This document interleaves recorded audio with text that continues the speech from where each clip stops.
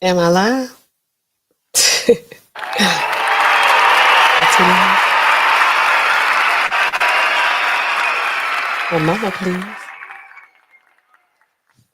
Y'all know it.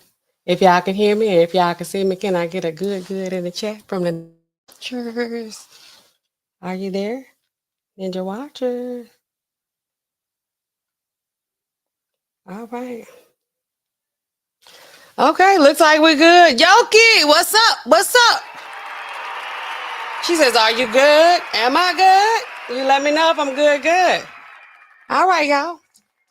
Oops. Drop my phone. All right, well, since we're here, I might as well rewind and do my intro. Is that what I do? Welcome back, y'all, to Pills, Potions, and Poisons with me, NAllenRx. I'm a pharmacist. But I'm not here in a professional capacity. However, I do have expert level knowledge and information that I can share with you all. And for all the newcomers, there's only one thing I need y'all to remember throughout the duration of the show. What's that, Allen? I'm not your pharmacist. I am not your pharmacist. I'm not your pharmacist. So what are we talking about tonight? We back for round two with the UnitedHealthcare CEO murder situation. Ship. I probably shouldn't have pressed it. I should have done this. But I mean, they have a suspect, don't they? They say they have, what is it, a person of interest. And y'all, we're going to get into it tonight. I'm going to be honest with y'all. I was all prepared to blame it on the wife. Looks like it might not be her, but they just saying he a person of interest. They haven't said it, anything for sure. We don't know. We still waiting, till they interview him, do all the things they need to do with him.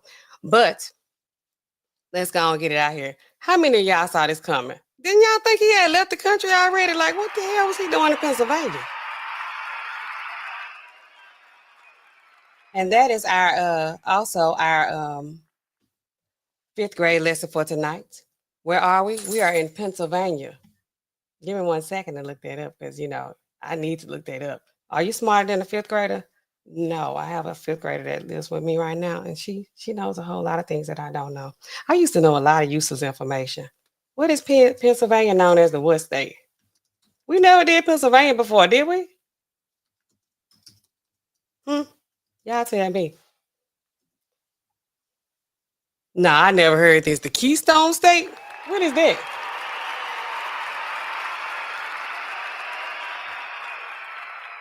Pennsylvania, Keystone. Architecture, okay. Wedge-shaped stone, okay. Okay, whatever. So what's this guy's name? Luigi. We got Luigi. Luigi and a Mario. Okay, so the healthcare, I was going to say healthcare supervisor. That used to be a position at my job that's no longer available. The CEO of United Healthcare. First of all, since he passed, stocks have been going down consistently. 5%, I know, the past 2 days. And I'm wondering how, this situation is gonna affect, the rest of us. But before we get into that, they have a resurface clip because at this point they're still saying that this is about anti-insurance sentiments. This guy evidently had a manifesto. Is that what you call that? A manifest? A 3-page manifest talking about how he doesn't, he got issues with insurance, but they don't give us the details of that just yet. Let me give a shout out. I got a few of y'all here already getting active in the chat. I love that. So what I say? Regulators. Mount up. Is that what I do? Yoki says, are you good? I got her still up on here. Nice. Nice. Welcome. She says, hey, y'all. We got Nina Simone, sun in the sky. She says, good evening. Eyes, go ahead and answer. She's the winner for tonight. She got it, the Keystone State of Pennsylvania. This young man took a whole Greyhound bus from Atlanta, piece up A-Town down, all the way up to New York to commit a crime. He doesn't go back to Atlanta. We don't know how he got to Atlanta or if his if this thing started in Atlanta or not. He went on over to Pennsylvania. What was this all about? I got a lot of conspiracy theory going on. We're gonna go over tonight. Y'all let me know if y'all agree or not. Jaws and A, she says, hey y'all. Hey y'all. Let's get into it, y'all. In chat, if you think that I got two questions. I actually got a two-part question. So Veronica, also known as Running Cat. I'm sorry. She says, why you gotta be from Atlanta? That's what y'all, there ain't no player GA. How that song go? That's how y'all get down. So we got a clip. Before we found out anything about, this guy today, they had a resurfaced clip of the CEO speaking on, what he does and what their intentions are over there at the UnitedHealthcare and United Health Group. And of course, the internet been weighing in real hard, the social media. And, they never, what is it? They never let us down. So I'm gonna let y'all, we're gonna look at that. We're gonna look at this clip real quick of Brian. He's the victim, even though people don't want to think, a lot of people don't think he a victim. They like he victimizes over here at Big Pharma and Big Healthcare. So I'll come in just a second, y'all. And I'm gonna play it for y'all. We can look at the comments too. Y'all know I love the comments. All right. Here's our guy Brian. This is the Daily Mail on TikTok. Shout out to them. We also our mission and values Uh-oh. are focused Y'all on hear this? helping Hold people up. live It's going too healthier fast. Hold up. Our mission and values Hey, why I can't play it? Okay. Y'all ready? And let me know if we got sound, y'all. This is Brian, and this is what he says their mission is over at United Healthcare. This was from, I think, about 2 or 3 years ago. So he's CEO for a while. But anyway, y'all let me know if we got sound. Our mission and values are focused on helping people live healthier lives and making the health system work better for everyone. Data is at the core of our agenda to improve healthcare, which directly influences how we develop innovative consumer solutions. Our mission and values are focused on helping people live healthier lives and making the health system work better for everyone. Data is at the core of our agenda to improve healthcare, which directly influences how we develop innovative consumer solutions. He said, data is at the what? Our mission and values are focused on helping people live healthier lives and making the health system work better for everyone. Data is at the core of our agenda to improve. Data is at the core of our agenda to improve healthcare, which directly influences how we develop innovative consumer solutions. Directly influences how they develop innovative something solutions. Okay, I don't like that. I didn't like that. All right, so this is why people like, according to, hey, Sinji, what's up? So they called the light-skinned brother. So this is why people like the light-skinned brother, who they say is a person of interest today. This is why they probably have their anti-insurance sentiments, even though, according to, the press that's been put out about this young man, he comes from an affluent family, he probably didn't have these concerns that other people had, went to Ivy League college, valedictorian. He got all kinds of stuff behind him, master's degree, Penn State, wherever he was at. So, I'm still not quite sold on it, but it sounds like, they using, AI in situations like that to determine, your types of coverage, your percentage of risk. If you're a high risk, insured person, or, if we should cover this drug for you or not. What's the likelihood that you're going to have to use this insurance, because they don't want you to use the insurance. They just want you paying in every month. I'm going to just say it. I don't care. At this point, I'm saying a lot. So it's whatever. Victoria K, I see you sneaking in here, girl. I ain't see you in a while. But anyway, I don't got to focus. Yeah. So what I did was I used AI to chat GPT to figure out, I did this yesterday because I was going to come on here yesterday, but I ended up not doing it yesterday because I was tired. But I asked ChatGPT, what did I ask it specifically? Let me go to it. Um, who who was the likely suspect in this murder, considering, um, historical data, with these types of murders, these types of crimes. I put in the statistics like, oh, he was 50 years old. I even put in there him and his wife had been separated. I put all kinds of stuff in there. How he was, how the crime actually happened, how he was murdered, whatever. And this is what did Chat GBT tell me? They gave me several suspects. Okay. So it said, this is a possible profile of suspect. And I wonder, do the police use AI? They probably ain't using. Y'all think they use AI to figure out who this could be? I did, though. So this is what the AI did. He using data to determine if he gonna give y'all insurance or not. Not him specifically, because he ain't doing it day to day, but somebody up in that office is doing this information. So this is what I got as a list of possible suspects. This is why yesterday, before we knew who Luigi was, a Mario, a disgruntled employee or former colleague. That was the first person. What's their motive? A disgruntled or current or former employee may harbor resentment over job-related disputes, terminations, or financial disagreements. Opportunity. They may have known the CEO's routine during the conference. History. High-profile corporate murders often involve insiders with grievances. Y'all think? That was the first profile. That's what they told me. Number 2, business rivals or corporate enemies. Motive. And they did say they were scrubbing the internet clean and all this other CEO information. But anyway, the CEO's history of fraud and insider trading, I put that in there too. I mean, they need to know all they need to know, because I don't know why we didn't know more about Brian anyway before all this. The CEO's history of fraud and insider trading may have created powerful enemies in the industry. Put your comments in the chat. Y'all let me know, because I'm still like, who is Luigi Mangione? I'm going to have to see what his name is, because I really don't remember.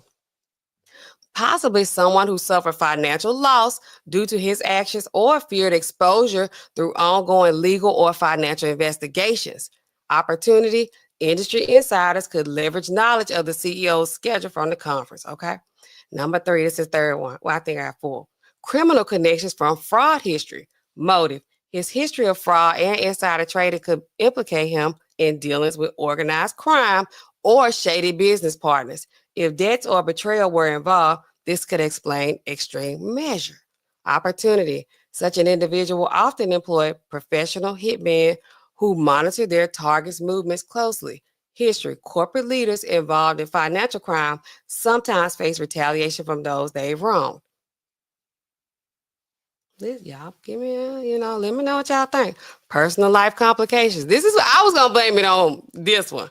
Motive. Living separately from his wife and children, the CEO could have involved personal disputes such as an extramarital affair, custody battle, or financial issues. A scorned lover or someone tied to his family could be a suspect.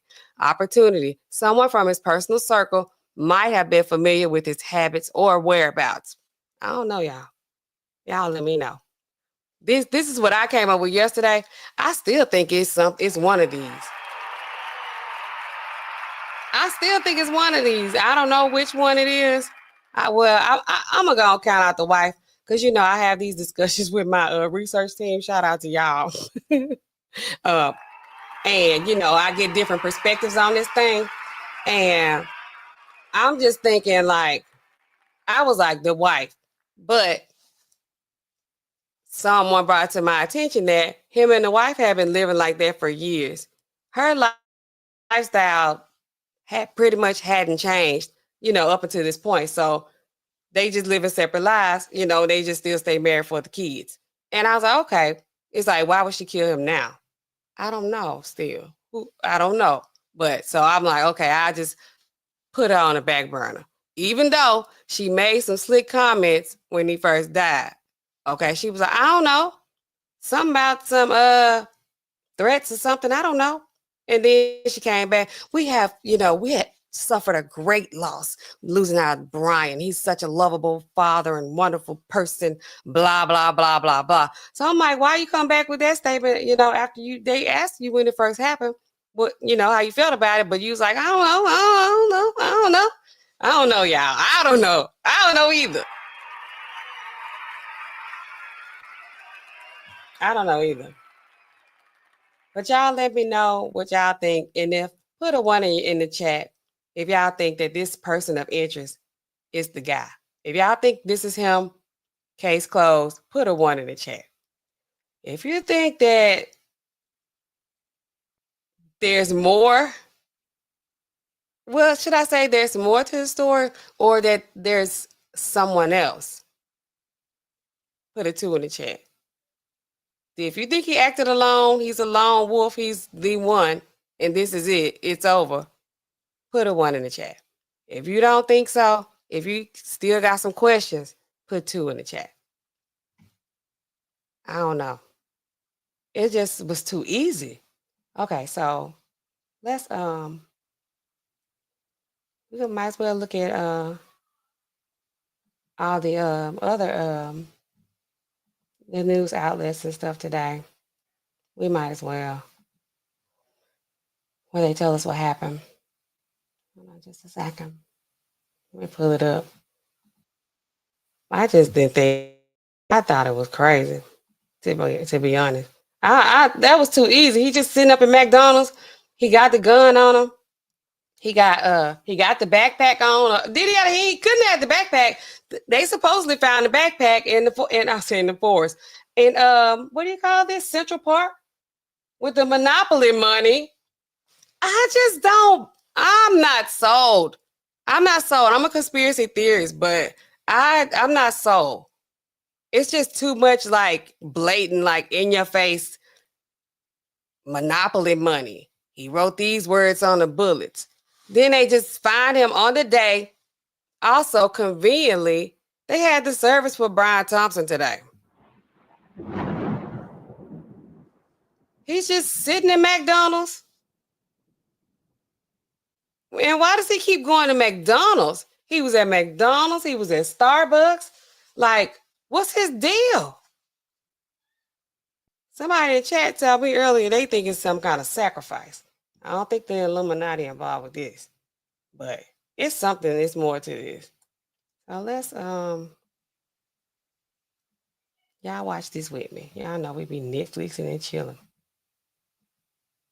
So this is the first thing I will show y'all. We're gonna look at law and crime too. We're gonna look at all of them. We got time tonight. We started a little bit early, so y'all let me know if we got sound. Chief of Department, because we have a strong person of interest in the shooting that shook our city last week. CEO Brian Thompson of UnitedHealthcare was the victim of a senseless act of violence. Our officers have been working around the clock. Many of them did not go home to pursue this individual. It was crucial that we were able to remove him off the streets of America, and we were going to seek him out no matter where he was at the time. And so this is a strong person of interest. The police commissioner and chief of detectives will go over where we are right now in the investigation. He matches the description of the identification we've been looking for. He's also in possession of several items that we believe will connect him to this incident. How did we do it? Good old-fashioned police work. The chief of detectives and the police commissioner made the decision to release as much of a photo that we had at the time. We sent it across the country, and someone, a McDonald's employee, did something we ask every American to do. If you see something, say something, but most importantly, do something. And they did. This is not important. Does he have an earring in his left ear? Or maybe there's some kind of reflection. And he keeps smacking his lips.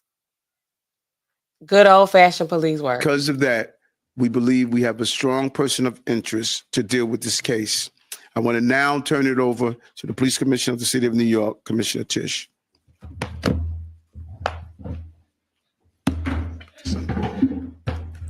Thank you, Mayor. Good afternoon, everyone. Earlier this morning in Altoona, Pennsylvania, members of the Altoona Police Department arrested Luigi Mangione, a 26-year-old male, on firearms charges. At this time, he is believed to be our person of interest in the brazen targeted murder of Brian Thompson, CEO of UnitedHealthcare, last Wednesday in Midtown Manhattan. Do y'all think if y'all saw him sitting in McDonald's, y'all would recognize him? Because he looked like everybody else.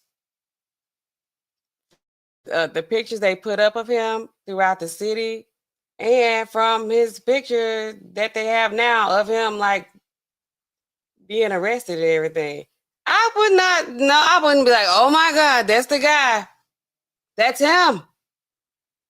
Hold him up in here. He give him another not a Whopper. What do you call those? A Big Mac. Give him another Big Mac and that strong Sprite they be having up in there. I wouldn't know him.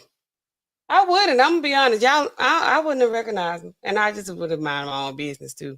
I don't be looking around like that. The suspect was in a McDonald's and was recognized by an employee who then called local police.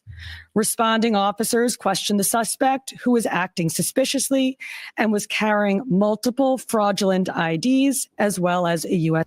What is acting suspiciously? It was just like, go ahead and expose yourself, be turned in, like, so you can get caught, because it's been 6 days. This is the 6th day. He should have been out the country by now. They had no clue who this guy was. Clearly, he wasn't even in New York. He could have just kept going. As passport. Upon further investigation, officers recovered a firearm on his person, as well as a suppressor, both consistent with the weapon used in the murder. They also recovered clothing, including a mask consistent with those worn by our wanted individual. Also recovered was a fraudulent New Jersey ID, matching the ID our suspect used to check into his New York City hostel before the shooting incident. Additionally, officers recovered a handwritten document that speaks to both his motivation and mindset. NYPD detectives are en route to Pennsylvania as we seek to interview the subject further. This apprehension is thanks to the tireless work of the greatest detectives in the world, and of course, the strong relationships we have with our local law enforcement partners on every level, local, state, and federal. We all serve the same public safety mission. And this case, which captured the attention of an entire nation, is another example of how connected we are and how important it is to work together. So was this a sacrifice, Nina Simone, to bring the nation together? You know how they, like on House of Cards, where they would have to have some kind of like national emergency or something like that, or an assassination attempt or something like that to bring the country together? I don't know. It's kind of feeling like that in the way her speech Share going. information and pursue every lead. For just over 5 days, our NYPD investigators combed through thousands of hours of video, followed up on hundreds of tips, and processed every bit of forensic evidence, DNA, fingerprints, IP addresses, and so much more to tighten the net. We deployed drones, canine units, and scuba divers. We leveraged the domain awareness system, Argus cameras, and conducted aviation canvasses. And our detectives also went door to door, interviewing potential witnesses and doing the good old-fashioned police work that our investigators. It's a theme. It's a theme in this speech. The good old-fashioned, this and that, door to door. Okay. Are famous for. This combination of old school detective work and new age technology is what led to this result today. And we must also acknowledge the instrumental role the media and the public played in this case. The images that we shared with the public were spread far and wide, and the tips we received led to the recovery of crucial evidence. We should never underestimate the power of the public to be our eyes and our ears in these investigations. This is the third time in 3 weeks that a member of the public has seen something and said something and done something that The third time. What were the first two? What else been going on? I don't keep up with the news. led to a high-profile arrest. The triple stabbing homicide in Manhattan, Oh, the gunpoint robberies in Queens, during which an NYPD officer was shot, oh, and now this. oh. Now, the case will continue through the criminal justice process. And while we are proud of today's accomplishment, we must, of course, remember that a family is in mourning. I want to again extend my sympathies to Brian's family, his coworkers, and all who knew him. Finally, I want to thank the women and men of the NYPD, especially our Detective Bureau personnel, with a strong assist from our intelligence analysts. We also thank the SAC of the FBI's Criminal Investigative Division, Leslie Rodriguez-Becksies. And I want to commend the staff of the Manhattan DA's office. City today in Altoona, Pennsylvania this morning. He has been identified as Luigi Nicholas Mangione. Here we go. He's a male, 26 years old. He was born and raised in Maryland. We know he has ties to San Francisco, California, and his last known address was Honolulu, Hawaii. He has no prior arrest history in New York. Members of the NYPD Detective Bureau are currently traveling to Pennsylvania with members of the Manhattan District Attorney's Office to interview this subject. This case was brought to a successful conclusion based on the coordinated effort between numerous NYPD units, including the Intelligence and Counterterrorism Bureau, our federal partners at the FBI, the Manhattan District Attorney's Office, and of course, members of the Altoona Police Department in Pennsylvania. On Thursday, one day after this crime was committed, the NYPD released a photo of the shooter in this case. This picture was obtained by the NYPD during one of their extensive video canvasses. We took that photograph and we asked for the public's help in identifying this subject, and the public responded. Hundreds of tips began to pour into our hotline. Each tip was investigated thoroughly, and we began to release additional photographs as they came into our possession. The NYPD provided these photos to numerous media outlets. Local, national, and international outlets released the photo via television, print, social media, and online content.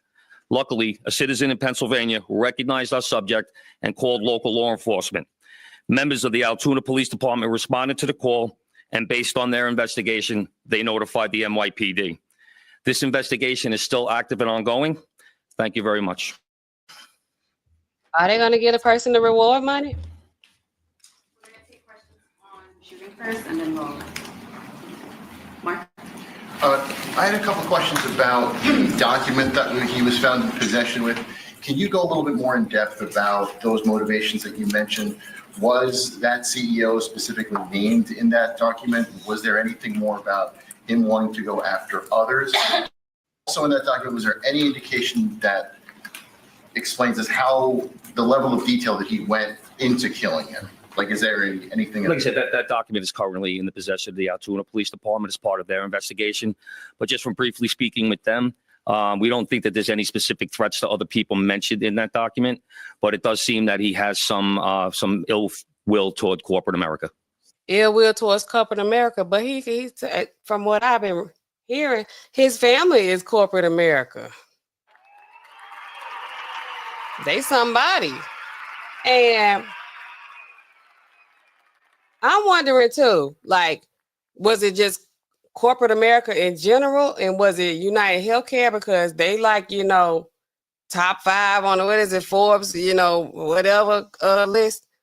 Is that it? Is that why Brian, the CEO of UnitedHealthcare versus the CEO of, I don't know, Blue Cross Blue Shield or who else? I told y'all, UnitedHealthcare, it was becoming a monopoly. He had the monopoly money in his backpack because because UnitedHealthcare was monopolizing, the industry in general, because I think it was last year or the year before last. The only plan we had to choose from at my job was UnitedHealthcare. Do you want gold, silver, or whatever? That's it. Those were the only options. And I'm like, can they do that? I said that then. Can they do that? What about the other ones? We don't have any other options? Like, no. And this was Walgreens. You know what I'm saying? All of us. We only had UnitedHealthcare to choose from. But anyway, I'm just saying. Over here, sir. NJ? Chief, was the suspect wearing a mask at the time he was spotted in the McDonald's? And also, criminal case linchpin. Can you point to a single linchpin that helped crack this case? There's numerous linchpins in this case, in the fact that we've recovered an enormous amount of forensic evidence, an enormous amount of video, and once again, with your help and the public's help. So I really couldn't thing, but would be the release of that photograph from the media. Dean? You said he had a passport on him. Do you believe he was trying to flee the country? And also, are you still looking for any evidence in Central Park in regards to the bike? We had divers in the water yesterday that came up negative results. The passport, we don't believe that he was planning on doing any traveling at this time. We don't think at this point in our investigation, we don't think he was trying to flee the country. What was he doing then? The person at the McDonald's, were they buying food? What were they doing at that exact moment? He was an employee at the McDonald's. Right. But what was the suspect doing? He was sitting there eating. He's just eating a McDonald's meal. He could be eating the big kids meal, a 6-piece nugget. Well, the He suspect. was sitting in McDonald's, y'all. This is crazy. He was just sitting in McDonald's eating. Did he have a hood on and just pull the mask down and just be eating like that and put it back up? Because so that when they say he acted suspicious, was he doing something like that? Because if he's just eating food, he looks like every other person. And then it's raining out there, so it wouldn't have looked crazy that he had a hood on. It's wet. Let me show y'all. It's wet. It's wet out there. Y'all can't see my cursor. I'm not sold on it. Yes, yeah. Brought back to New York and charged here. And when? Or maybe I'm just like, I'm waiting for a big climax. I'm waiting on, something big, like, oh, I'm waiting on that. If this is it, like, this is it? He just disappointed and he hates corporate America? Yet he went to all these schools and got masters and doing all. Okay. We're going to have to work that out with the Manhattan District Attorney's Office in Altoona, Pennsylvania. He's going to be facing gun charges there. And at some point, we'll work out through extradition to bring him back to New York to face charges here, working with the Manhattan District Attorney's Office. Anita? Hi, Anita from the New York Post. I was just hoping to get more details on the capture itself. Did he put up a fight? Did he say anything to cops? And we've also reported that he published online anti-health care industry rantings. Can you share with us some of the services that he posted on? We're still working through his social media. We're going to do a complete scrub of that. Preliminarily, like I said, he seems that he has some ill will toward corporate America, but that will all come out as part of our investigation. We're not done here. And was it corporate America in general? Or was it health care?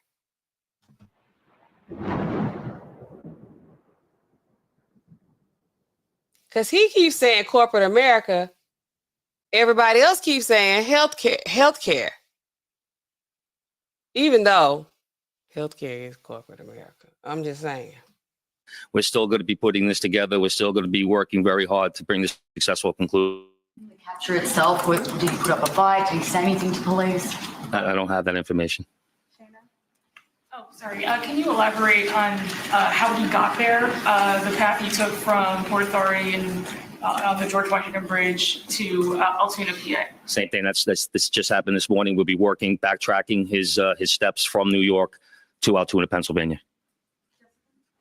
I was going to ask if we knew anything, if he took a bus to Philadelphia first and then somehow got to Altoona. But We're still working on that. We're still working through that.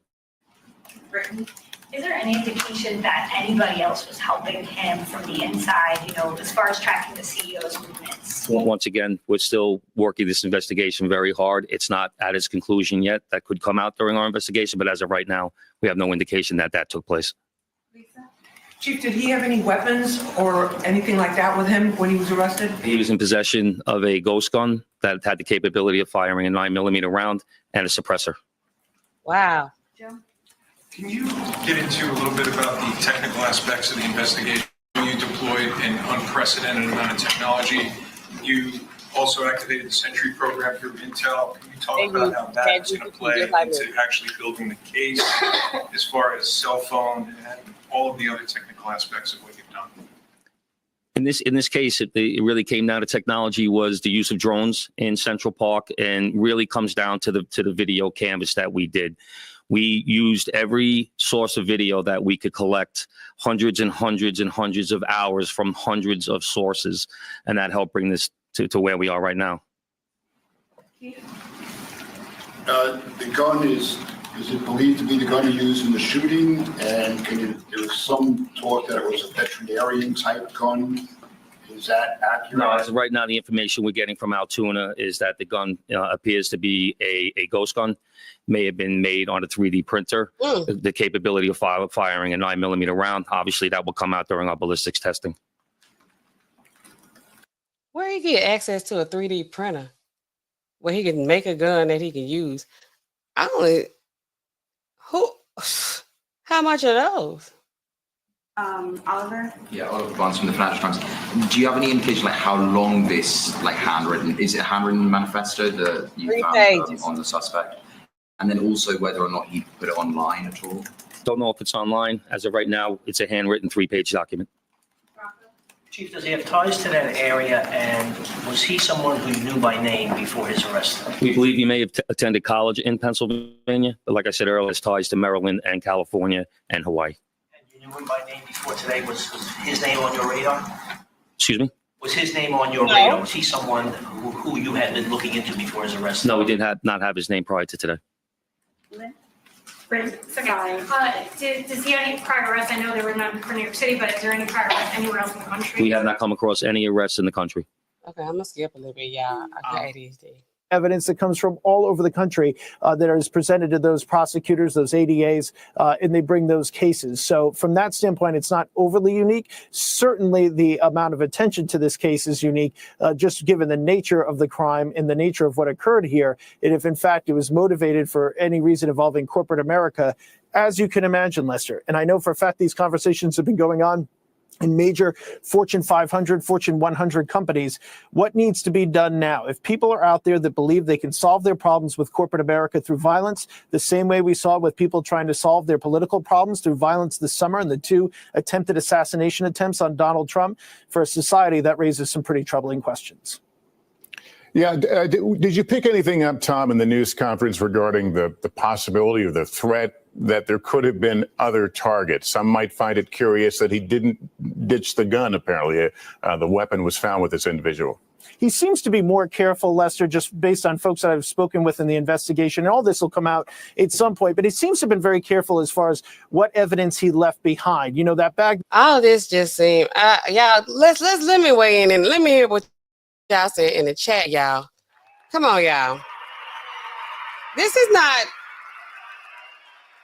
it's not given, it's over. This, we need to know why. I always got to go back to the why. I be needing to know, like, why did he do this? He, you know, just out of nowhere. Well, it probably isn't out of nowhere, but like, what for? Is this the only CEO he had targeted? Was there a team of people that were helping him? How did he know what this man was going to be? How did he choose him? You know, what's his deal? Y'all let me know what y'all think in the chat. And I'm look at some of y'all comments here. And y'all did see what I saw. And that is that the mayor, he had an earring in his ear. That ain't the one that got this stuff going on with Diddy or somebody. Is he in a scandal right now? Is that him? Yoki said he had an earring. Victoria K says they woke the beast. What you think about the insider trading, Victoria? You know, is that something you familiar with, this trading stuff with him? The kind of stuff he might have been doing? RPG has entered the chat. What is up? Where's the money? Did they give the person at McDonald's the reward money? Like where people, I just don't know how they recognize them. Yes, it's a Fortune 500 company, but I think they like the top earning, one of the top earning companies. Like they up there with Amazon. UnitedHealthcare is up there with like, yeah, Amazon. I don't know whoever else is up there. It's like top 5. Y'all had United at your job too? We exclusively. That's why I was like, something is going on here. They ain't even giving us the other insurance companies as an option. Can they do that? Can they do that? That's the only one y'all had too? Ooh, they had to stop them. They had to stop them. They probably won't brand. It's branded as corporate America to deter the blame. It corporate. Because their healthcare is a $1 billion industry, like billions and billions and hundreds of billions. Danielle Maker has welcome to the stream.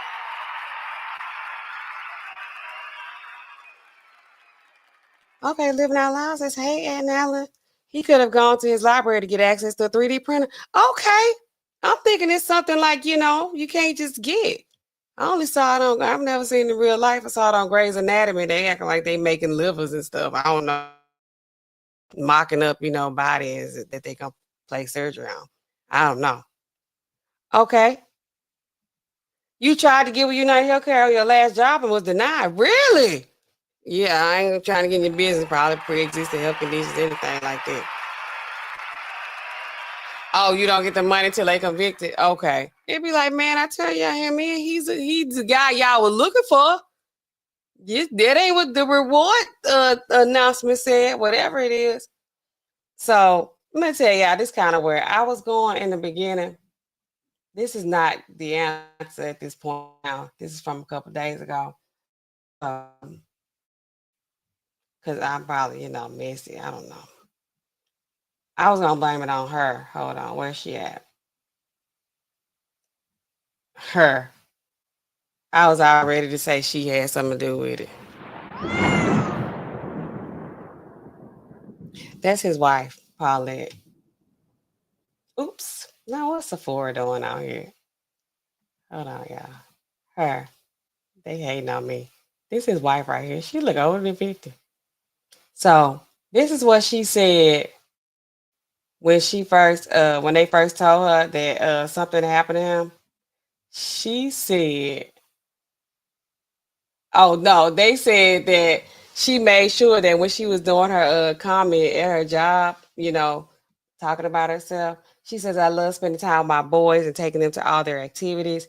I also love boating, spending time with family and friends, playing piano, biking, and traveling. She made sure she didn't mention that husband that she wasn't dealing with.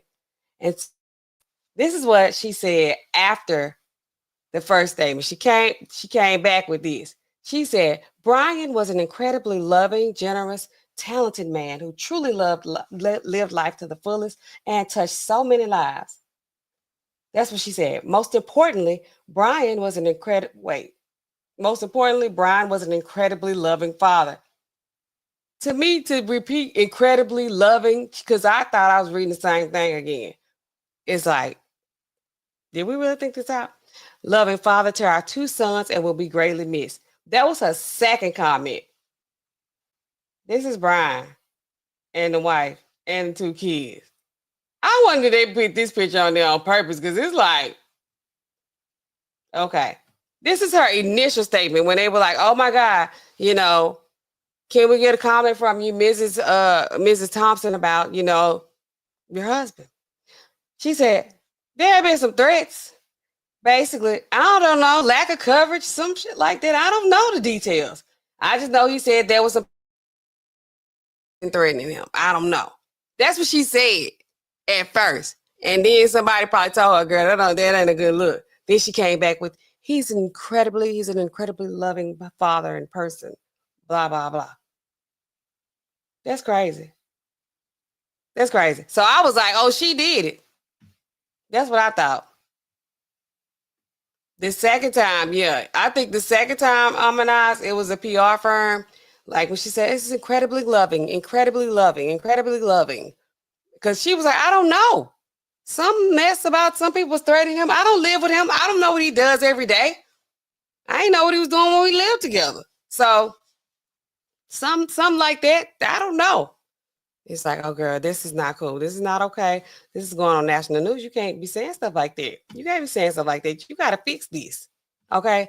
So that's why I was all ready to blame her. I mean, I guess I was wrong. But, you know, she probably 20.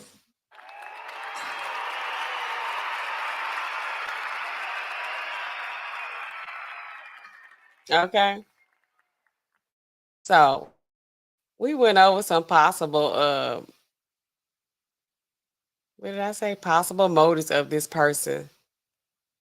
I had a clip where they talked about who this guy was, who the suspected gunman is, our person of interest. What I do with it? Let's see.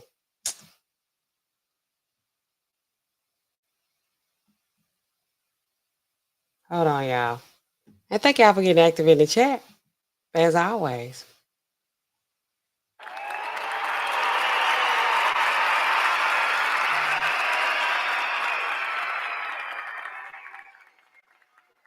Y'all know I love law and crime. Is it still live? They ain't live no more. I should play the live chat. Okay, y'all. They were so excited. I just don't think it's over. Who are these people?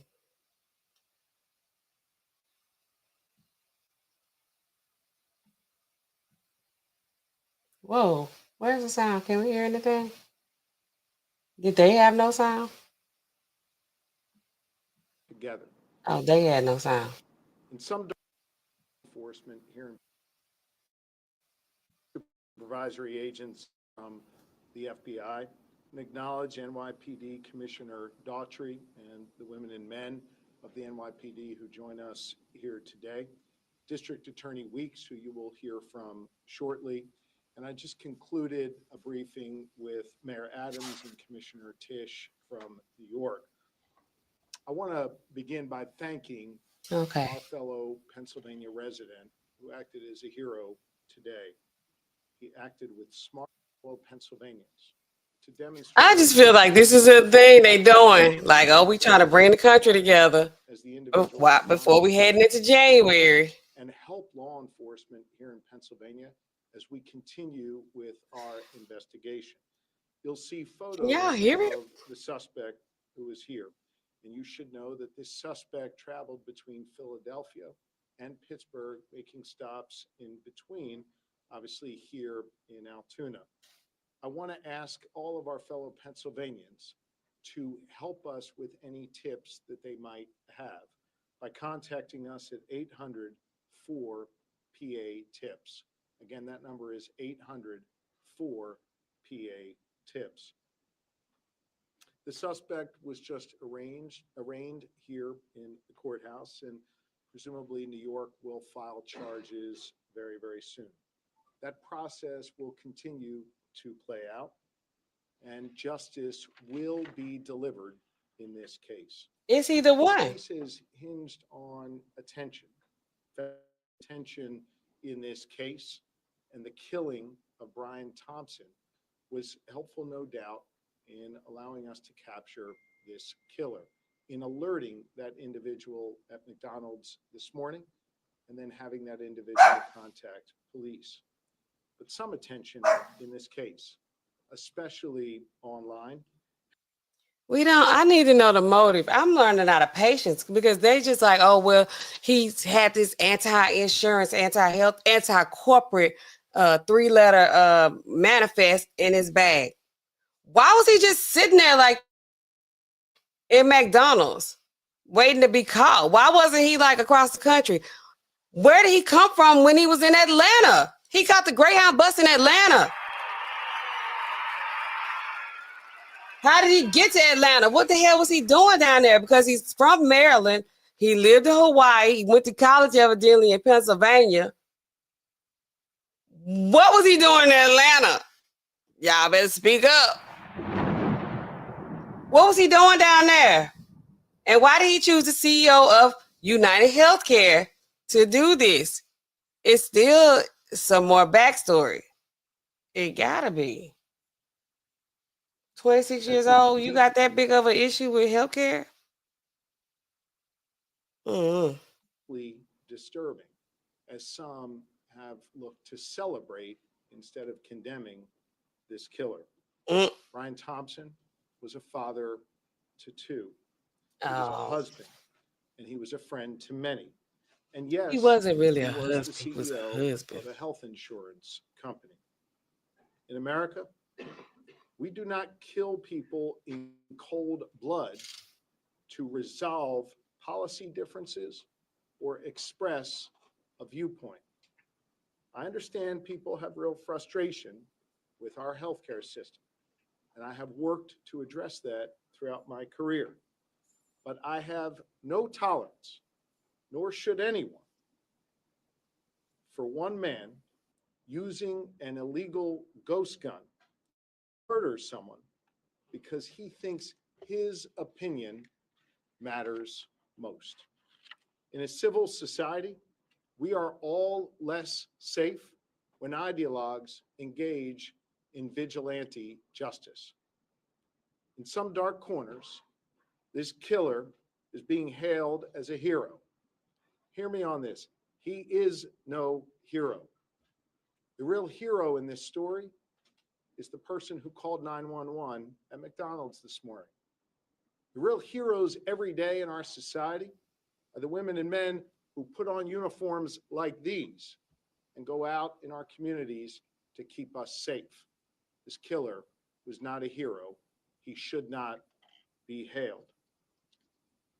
Mr. Thompson, I understand, was laid to rest earlier today in Minnesota, private setting. As the conversation continues about this case, let's be mindful not to dehumanize him and make him just an avatar of a system that is disliked by many. He was a father, he was a husband, and he did not deserve to die like this on a sidewalk in New York City. We can look at some of these TikTok videos too when we're done and see if other people agree that he didn't need to be, treated like that. Or if he was a victim. I again want to thank all law enforcement who's present here this evening. Law enforcement works best when it works together. In this case, Do y'all think he's trying to sound like Barack Obama? I feel like he's trying to give Obama vibes. Stop it. you have the New York Police Department working together with the Altoona Police Department, working together with our Pennsylvania State Police and our partners at the federal level as well. Everyone came together to solve this case and keep the public safe. I again want to ask my fellow Pennsylvanians, if My you fellow have Americans. any information regarding this suspect or his travels throughout Pennsylvania, please share those tips with us immediately. And with that, I want to thank District Attorney Weeks for his important work today and invite him to the microphone to say a few words.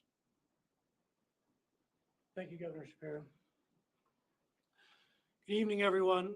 I would echo the governor's sentiments. Law enforcement does work at its best when they work together. I'd also like to thank District Attorney Seidel. He and his staff came down from the Manhattan District Attorney's office today in record time to assist us at the Altoona Police Department. And as the governor stated, the state police, the Altoona Police Department, the FBI, the New York City Police Department, Logan Township Police Department, the Blair County Sheriff's Department, and other agencies all worked together today to do what needed to be done to seek justice. I often brag about how the community in Blair County isn't afraid to say something, to report a crime, to contact local law enforcement. Often touted how they've made their community, whether it be Altoona or somewhere else, a safer place to live. And today I submit that a resident from Altoona and the Altoona Police Department helped make New York City a safer place to live and helped to kickstart the process to seek justice for a senseless killing. So again, I'd like to thank everybody, and it's my honor to introduce Deputy Commissioner Daugherty at this time. Thank you. Thank you, Mr. DA.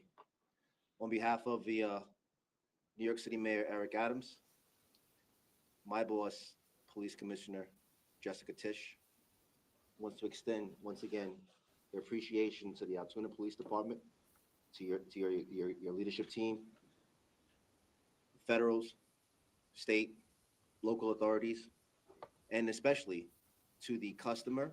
They're just doing a lot of thank you. Thank you, next. Says something. Okay. Living Out Loud says, what did he do to become a person of interest? Investigators didn't know about the manifesto until after he was caught. Is that right? Yeah. They didn't know anything about any of this. They didn't have his name. They try to say they had some DNA. They had like a fingerprint smudge on a bottle. They couldn't pull him up on any what is it? Facial software recognition. Facial recognition software. He had never been arrested. Maybe he just hadn't been caught, because he really was really chill when he walked up, to shoot this man in the back. To say he'd never done it before. They don't think right now that he's a professional hitman. They don't think. But we don't know. He's printing out his own guns on 3D printers. His gun kind of jammed. He like, bam, bam, still shoot. And then just walked away real cool. Like, okay, I'm not going to make a scene. And I'm still not, y'all can say I'm victim blaming or whatever. I'm still not done with Brian. I'm still not like, why him? I told y'all this before. I'd be the one we on the kidnapping van. Like, what made you choose me? How I end up in here? Can I sit in the front? Can you just let me out then if you're not going to answer any of these questions? I'm not going to be quiet. That's me. I'm like, how did he choose Brian? How did he choose the CEO of UnitedHealthcare to go all the way down to Atlanta? What was he doing in Atlanta? What Atlanta got going on right now? Y'all making a lot of fake IDs. Y'all got a lot of fraud going on. Is something going on in Atlanta? He trying to cast a dark shadow over one of the chocolate cities. Leave Atlanta out of this. Or was he down there at that airport? He flew down there from Minnesota. And then he got on. Okay, now we got his name. Now we can trace his steps. He flew down there from Minnesota. He's like, this is a good place to catch the bus from. I don't know. That sounds crazy. Veronica, do you know where that bus station at that he rode up there? What was he doing down there? He went to Atlanta to practice. He practiced what? The pew pew?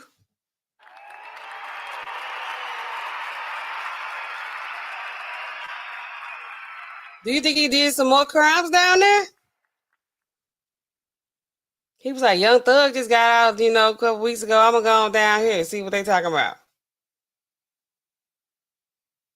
What y'all think?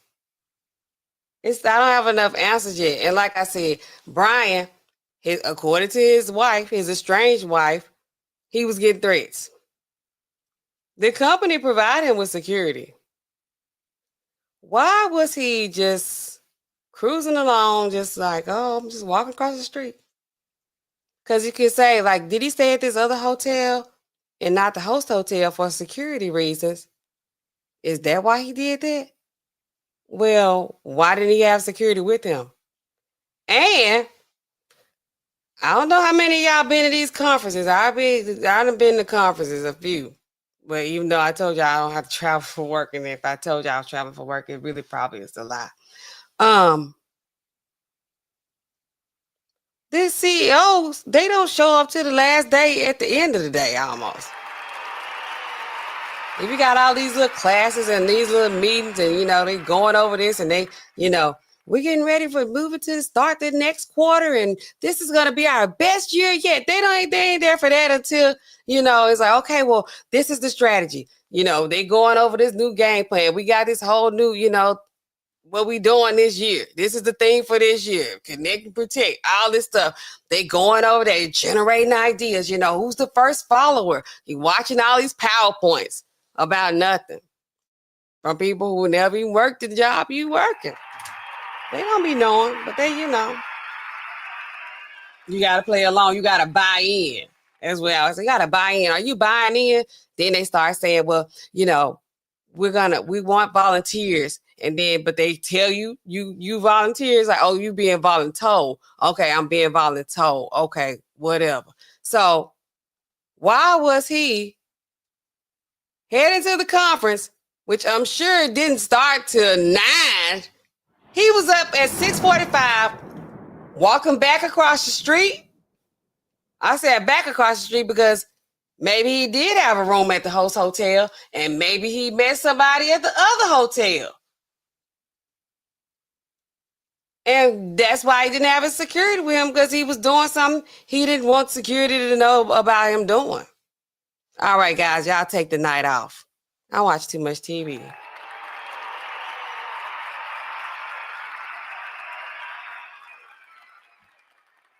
He was fluid. He didn't seem like, okay, this is my first time like doing this. Unless he like a sociopath, you know, they don't be caring. You know, he just was like, okay, pow, pow, pew, pew. And that's it. Nepotism. Because I'm like, why was he over there? Why was he across the street? And why was he walking back at 7? He was fully dressed. Was this a walk of shame? Y'all, once I start thinking of this stuff like it keeps going and going and going. He had a full suit on at 6:45 in the morning in New York for a conference. Luigi over here knew exactly where he was going to be. He walking across the street. We don't know who he was on the phone with. This man, did he set his own? Somebody said this the other night, and I was like, why would he do that? Because it's like, you just out here in the open like this? Y'all let me know. Y'all let me know if any of this makes sense to y'all, because I ain't buying it.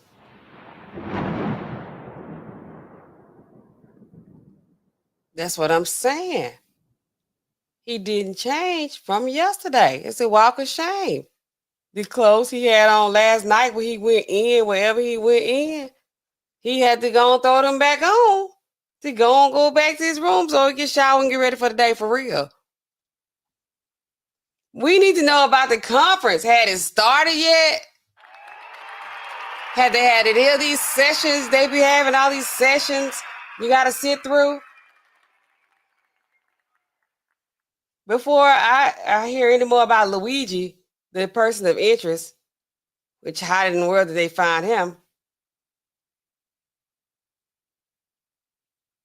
I still need to know more about Brian and how Brian got this job and how Brian doing what he doing. Okay, so let me thanking all the people. They did a great job though. He didn't. He did not. He did not even look at the bystander because there was somebody standing there. And they said, okay, I don't know if this was in his bag or somewhere online or somewhere, you know, they scrub the internet, they say. He had a picture of somebody's back. And they said there were screws in the back. I don't know what that means.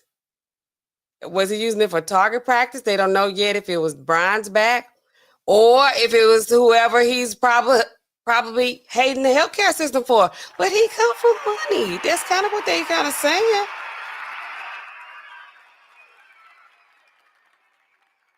They'll take cash. They'll take however you want to pay.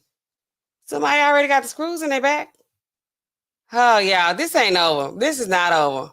I asked earlier if we thought this was over in the chat, like this is it. This is the guy. He's the lone wolf. He's the, you know, the last man, only man standing. Put a 1 in the chat. 2, if you think we still got a ways to go. There's more to it. It gotta be. Maybe it's just like us like, okay, this can't just be it, you know. It could be it. I don't think it's very likely that this is just it. This is not it.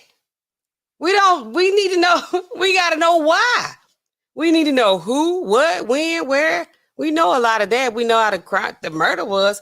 He was on camera. Obviously. Like, wasn't even trying to hide. And I'm thinking, okay, and this maybe is just me, and I'm going to say this. I should be embarrassed, but I'm not. I'm going to just say it anyway. I was like, what is a hostel? Am I the only one to know what a hostel was? Because I'm like, that sounds familiar. What is a hostel? What is a hostel? It was so annoying. I was like, I don't like that word. What is this hostel? So I was like, okay, of course I Googled like, what is a hostel? And a hostel versus a hotel. What is that? Okay. So hostels evidently are more affordable and social than hotels, but offer less privacy and amenities. This is a sidebar. Somebody else didn't know. I wasn't the only one that didn't know. I was like, I think I heard this before. Is it like a hotel? I don't know for sure. Sometimes when I'm going over things, especially if I'm taking a test, I'm not going to like, if there's a word I don't know the definition to, I'm going to look it up. Because you can't go into a test and like, you study and like, I don't know what this word is. That's going to be the word on the test that's going to throw your whole thing off. You need to know what every word means, okay? So anyway, hostels cost less than hotels. Okay, what is a hostel? Okay, hotels have private rooms. Hostels offer beds and shared rooms, okay, y'all, like a twin bed or a bunk bed. Did y'all know this?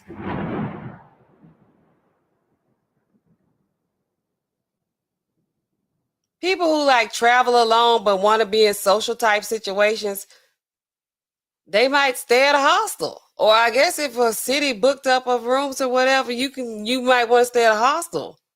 But I'm like, this sounds like they got some Craigslist killers up in there. I don't know.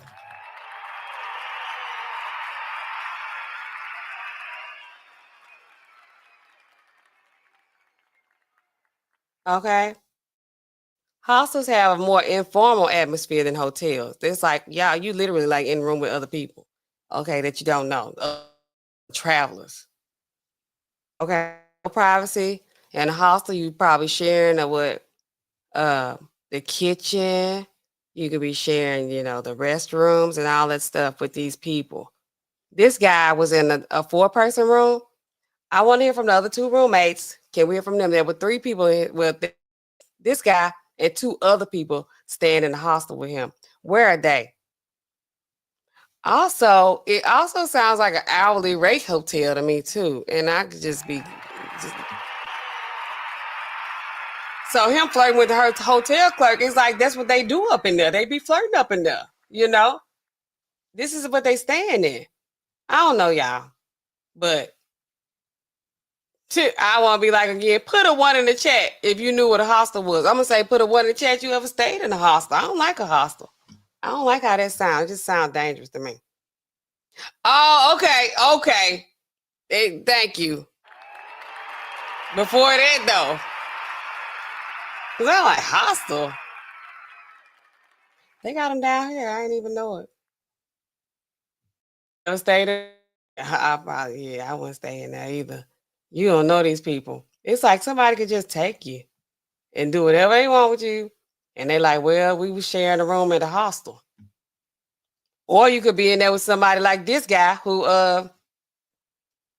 got up, like he came there, stayed all them nights. You could be like, oh, we cool. I saw them down in the lobby. We met in the kitchen of our hostel. He was sleeping on the bottom of the bunk bed. I was on the top bunk. That guy, he got up on the 10th day and shot the CEO of UnitedHealthcare.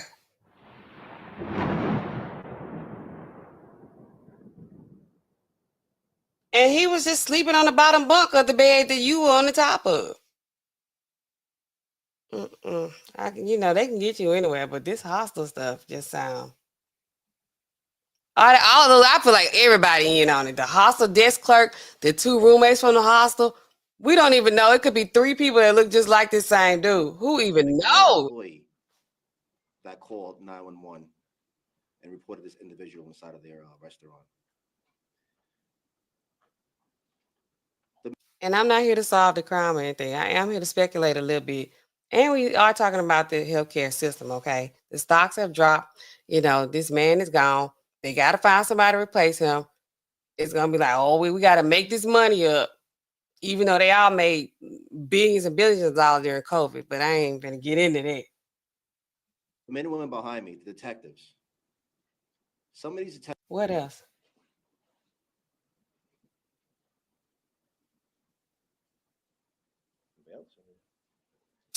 I think with that, we'll be happy to try and take a few questions. I'll answer the same question. I guess maybe for the local law enforcement about the arrest specifically today. I don't know who that would be, but Defer to Altoona, please. I guess I'm curious if we could hear a little bit more about the dynamics. If you could step to the podium, sir. If we could hear a little bit more about the dynamics inside that McDonald's. I know there was some This detail in the afternoon. affidavit about what happened when the individual was asked if he'd been to New York. Speak a little bit to his demeanor and how that played out. Sure. So it was a peaceful arrest, first and foremost. The officer quickly recognized the male as the suspect from the shooting. And within several minutes, seconds of the first contact, he had asked the suspect if he had been in New York City recently. And that really invoked a physical reaction from the suspect. He became visibly nervous, kind of shaking at that question. And he didn't really answer it directly. So that statement alone really said a lot. And the suspect didn't have to say a lot after that question to show that, you know, he was very nervous at that point. Would that be officer that the governor mentioned who's new on the job, who was involved in that? Yes, so Officer Fry's here to my left. Officer Fry, you step this way a little bit. And then his partner that he was with, Officer Joe Detweiler. Officer, could you maybe identify yourself and maybe describe that whole interaction and what played out? Spell your name. Yeah, Patrolman Fry, Tylerfrye. So whenever we got on scene there, we were able to pretty much find where he was at in the restaurant. And as soon as he was wearing a blue medical mask. As soon as we pulled that down, or we asked him to pull it down, me and my partner and I recognized him immediately, just from what we saw in the media, with photos, videos. We just didn't even think twice about it. We knew that was our guy, but he was very cooperative. He was very cooperative with us.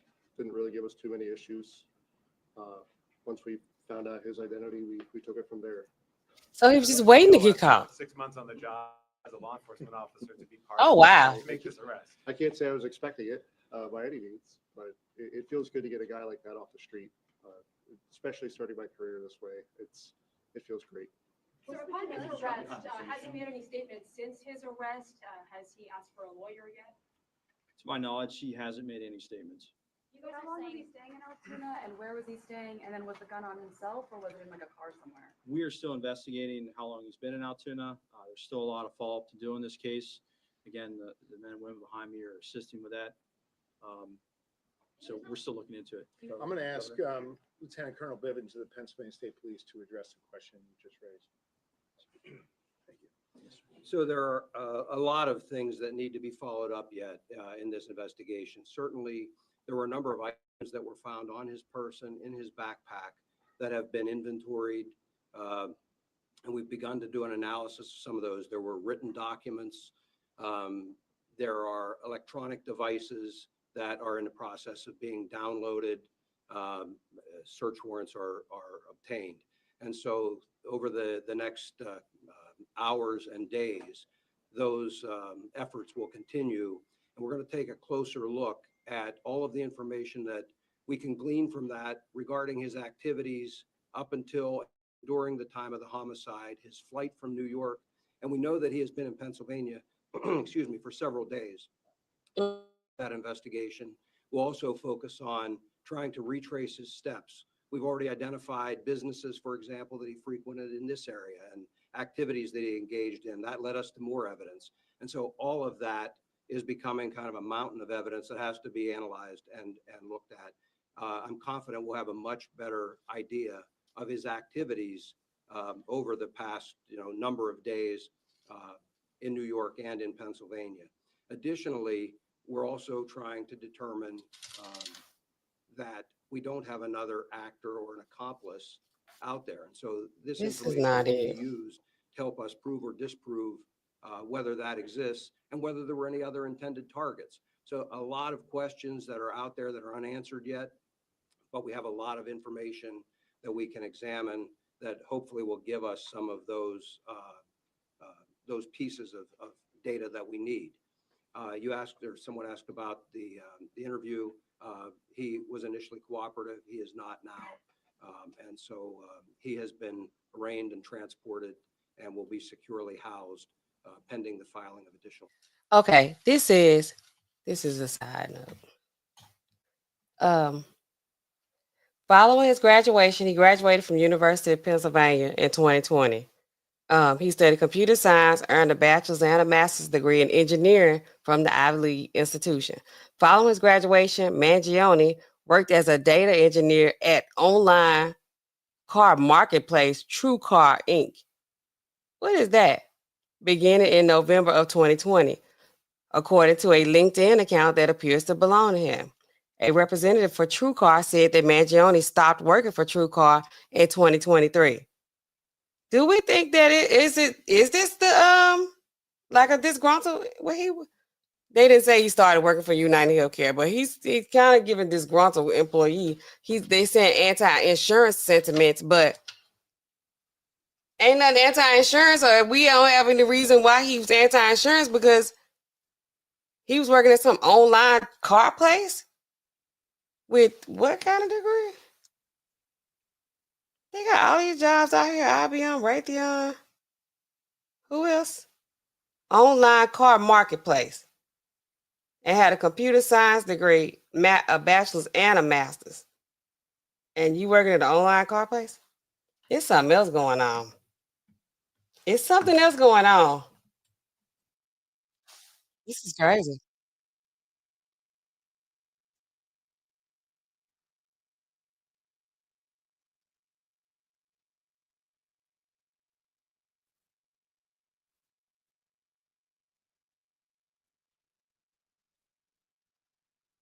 Pittsburgher. Is that what you call the people of Pittsburgh? The Pittsburghers? He ain't from there.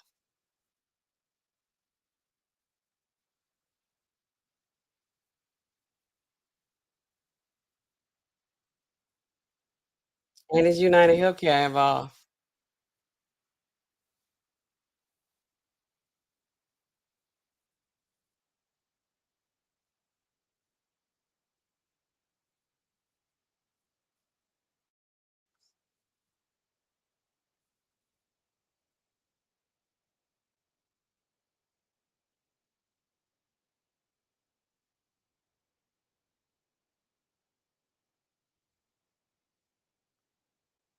What?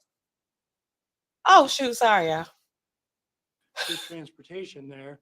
If he contests it, that process typically takes between 30 and 45 days to do the requisite paperwork, but we do that all the time in our office, and that's kind of a normal procedure. On the matter of the backpack itself right now, you had the one that was in New York. Do we know if that's the same one that he had the time of the shooting there, or is this backpack that he had here one that he may have acquired? And the findings inside, the gun, the silencer, and cash. Okay. As well? That's crazy. I'll defer to someone else. I'm not going to speculate on any of the. I'm going to speculate. So he had another backpack on him.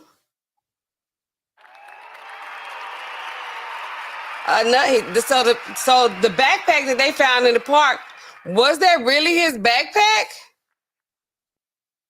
And what? Because I'm like, why would he just throw the backpack down with his Monopoly money in there? Was that planted? They still never found an e-bike, but you found a backpack. You can't track a bike. But you find the backpack. Oh, this it got monopoly money in it. You have no clue who this man is. Y'all don't have his name. He was in the system any kind of way. How do we know that was his backpack?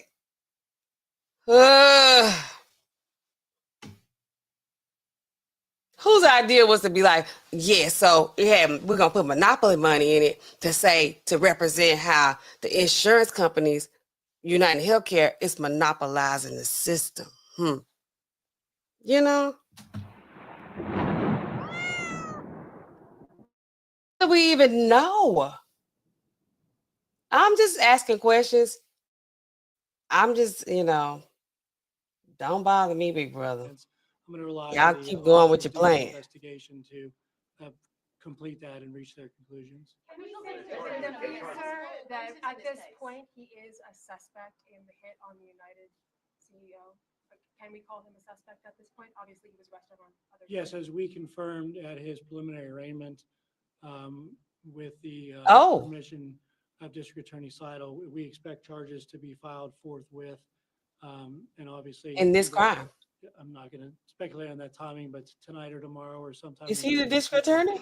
For homicide. Just to clarify one quick. The officers investigating this case, can you say any more about a suspected possible motive? Yes, we want to know. At this point, we're not going to comment on that. I mentioned that there is a lot of information to go through. Certainly, everything has been or will be shared with NYPD, but there is other information that really doesn't even pertain to that investigation. That, again, focuses more on his activities here in Pennsylvania and other travels. So all of that hopefully will shine more light on it. There is some information that gives us some insight into his thinking, but again, all part of the ongoing investigation. Way too early to discuss that. So who gets to file the charges? Is it Pennsylvania or New York? Like, he did the crime in New York, but they got him in Pennsylvania. I mean, so how does this work? As far as the NYPD, we're not going to be commenting on the investigation steps. Oh, okay. Here, in the next couple of days, there'll be immediate availability at One Police Plaza, and Commissioner Tisch will update. Commissioner Tisch and the Chief of Detectives, Joe Kinney, will update the media at One Police Plaza. But I will be happy to talk about that. The Commissioner Tisch and the New York City Mayor did FaceTime Officer Fry, and then thanked them for their service. So that was Okay. That ain't what we want to hear. We want to know. Do we know how he got to Pennsylvania? Was it through aircraft, train, bus? How did he arrive in Pennsylvania? Again, we do have a good idea of that, but They don't it's all know. part of the ongoing investigation. They don't know. Clarify, Governor, you had suggested, I think I heard you, I want to make sure I heard it right, that I guess he took a bus from the terminal, the George Washington Bridge, to Philly, and then from there he was around the state and wound up here? Or is that can you be any more specific about how you think this works? No, again, now. Well, again, I'll jump in as it's all part of the ongoing investigation. They don't So, tell you yes, nothing we else. do have a good idea how he got from Philadelphia to Pittsburgh, but there are some gaps in time. And so before we start laying out a timeline of his travel, we really need to work through all of that. And so we know that. And at we need some to know how point, he got to Atlanta. It's likely he was in a variety of locations across the state, to include Philadelphia, Pittsburgh. And He on the Underground Railroad. Philadelphia, then Pittsburgh, and then he made his way back here to Altoona. Again, that'll all be part of the. Let's start back in Atlanta before Logically, he even he's got caught there. here in Altoona. So logically, he was in those locations first. But again, the timeline of all of that will be part of the ongoing investigation. How did he manage to evade detection for several days? Obviously, he was caught at the McDonald's this morning. Guy's got Easy. The past few days, he's been on the run for multiple days at this point. How did he manage to evade detection for so long? Exactly. So I think, again, as part of the ongoing investigation, when we determine where he's been, where he stayed, those kinds of things, we may be able to answer some of those questions. But right now, I will tell you that based on everything that we have seen, he was very careful with trying to stay low profile. But he's sitting down eating in McDonald's. He didn't even go through the drive-through. He was sitting in a McDonald's. He took steps to try and avoid detection with some of the electronic devices and things as well. So again, all part of the investigation, but clearly, somebody that was very security conscious and trying to. How? Clear, he has no criminal record, and this was a name that was not previously known to law enforcement? Correct. I am not aware of a criminal history on this individual. Correct. Those tech evasion devices, it was mentioned in the hearing, and then the defendant said that those were waterproof bags. Could you speak a little bit more to what was taken into evidence today? No, not at this point. Again, I've spoken generally about what's there, but at this point, everything remains under investigation, and we'll have much more information. And New York will certainly have information for you in the future. How confident are you this is the suspect? Is there still a That's what I want to know. other suspects other than the accomplice or potential accomplice?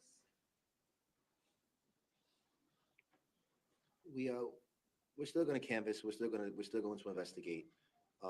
Like I said before, we're going to provide an update in a couple of days by the police commissioner and the chief of detectives back at New York. I will say this though: if anybody out there that has any information that they think that will help this case, to please contact. You're not gonna our pay you team line, for it. which is You have to get a conviction. 1-800-577 tips. Remember, all You're calls going to are homicide. Just to clarify, the customer spoke with the employee called 911. He getting mad. He clenching his teeth.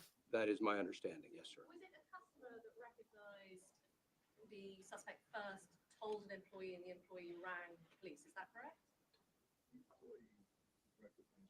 Yes, my understanding, I was just confirming, but my understanding is the employee became suspicious, thought they recognized, and wanted someone to check it out further. Someone referred to a customer, but there was Yes, that's what I'm saying. I'm sorry, did I say the employee? The customer recognized, notified an employee, and wanted someone to check it out further. Can you confirm which restaurant it was? Was it the one on Plank Road? Plank I'm Road, not- that's in Baton Rouge. I'm not familiar with the address of that. It's a McDonald's, but is that it? Yes, they tell me it is. The suspect disputed the currency. Can you explain why there might have been discrepancy or how much he was found to have? Again, we're not going to talk about. About what, money? In the bag. We have accurately cataloged everything that was in there, and that'll be a matter for the future. DA Weeks, could you repeat what you said in court about that money? What? I certainly stand by all the comments I made at the preliminary arraignment, but I'm not going to comment any more on the evidence at this time. My comments at preliminary arraignment were in support of my argument for bail. Thank you. We're probably have time for one or two more questions. Is he being held at a county or state facility? He will likely be taken to a state correctional institution later this evening.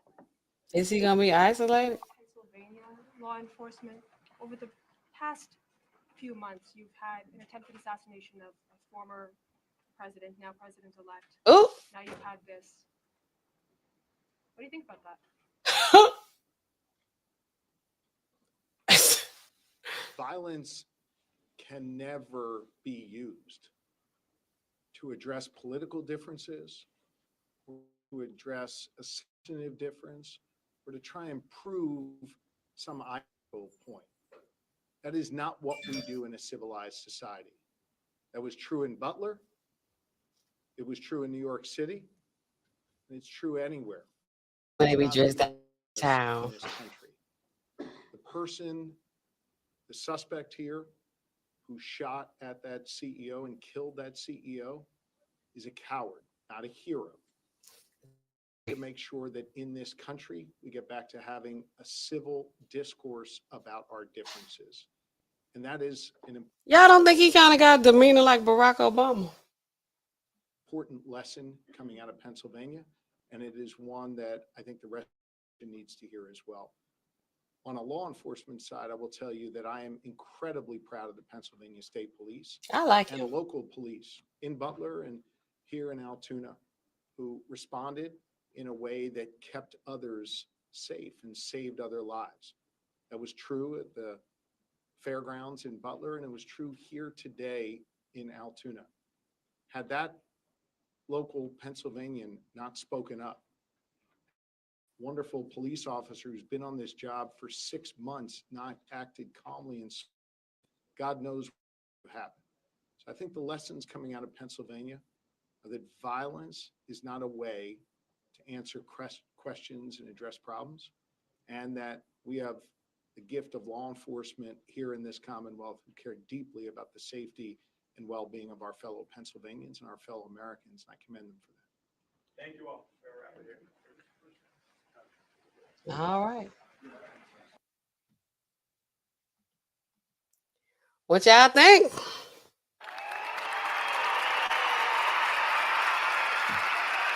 What do y'all think?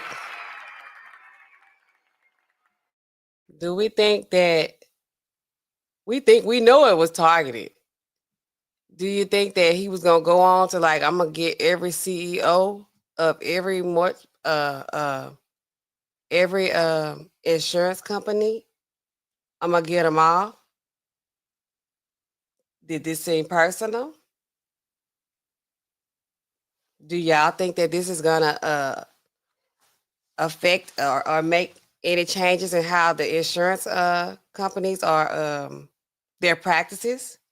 You know, if everybody's so upset about it, where to the point where they like, you know, killing CEO, murdering CEOs. Can I say that on YouTube? Probably can't. Can't say nothing on here. What do y'all think? They're gonna start like, okay, we're gonna be more sympathetic to patients.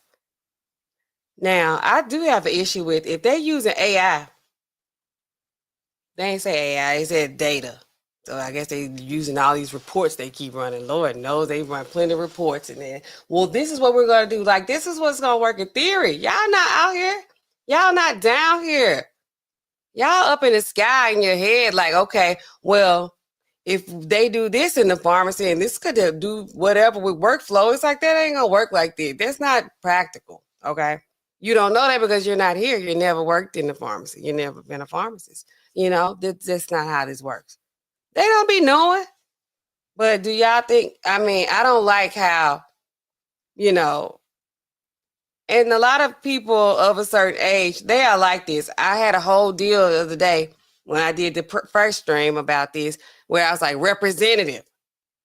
Because we don't want to talk to this AI. Some of these people, they don't know if they talking to a person on the other end of the phone, because the conversations are getting a little bit more sophisticated with these robots or whoever on the other end of the phone. They're like, I talked to a person. I talked to somebody who worked there. No, you didn't. That was the automated system. Yeah, it can like have a normal conversation with you, but I'm still like representative. Representative. Because you need to talk to a person.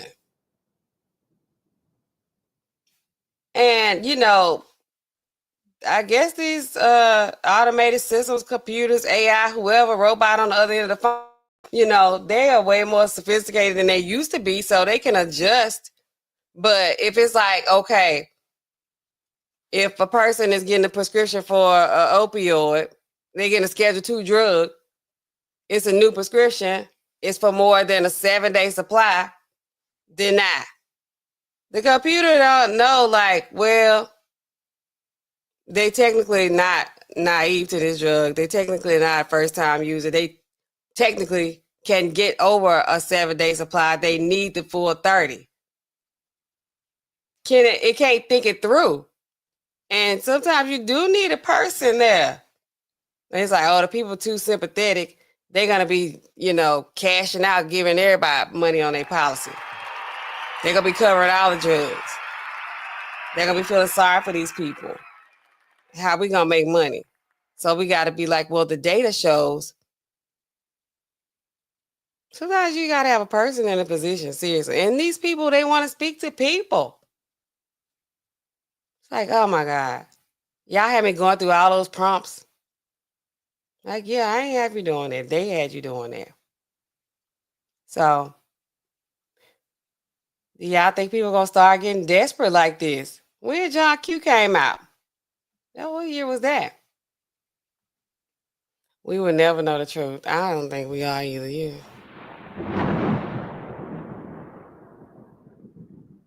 And really, it's like, how many more situations like this gonna have to happen?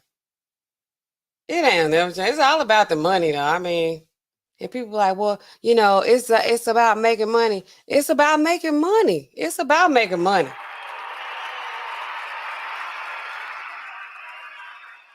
You can't be like, well, you know, those companies are just out for making money. Yeah. Yeah. Yes, they are. Not saying it's okay, but I mean, I do work. I need my money, you know. I ain't, mad at them about a whole lot of it. But of course, it ain't me. So I'm looking at TikTok. It's a video after video after video of people like telling their stories and complaining. Not complaining like I'm saying like they complaining, but just voicing their grievances about their issues with the insurance. I have my own issues with insurance at times. I don't like it. One minute they like, we gonna cover the 4-hour iron infusion. Then the next time I gotta get 2-hour infusions. What in the world? I picked the highest plan. Y'all take that money out faithfully. Y'all don't miss getting y'all money on my check. They don't ask me for authorization on that. They just get it. And then you gotta get it. I want it. But we don't be having no option to opt out. RPG says, where the problem comes in is when morals get thrown out the window over profits. That's what they say. Is that what's on my thumbnail? That's what it is. It's no morals. But the morals can't be so strict, because it is about, people dying, okay? People dying over the extra yacht you want to add to your collection of 5. That's the greed.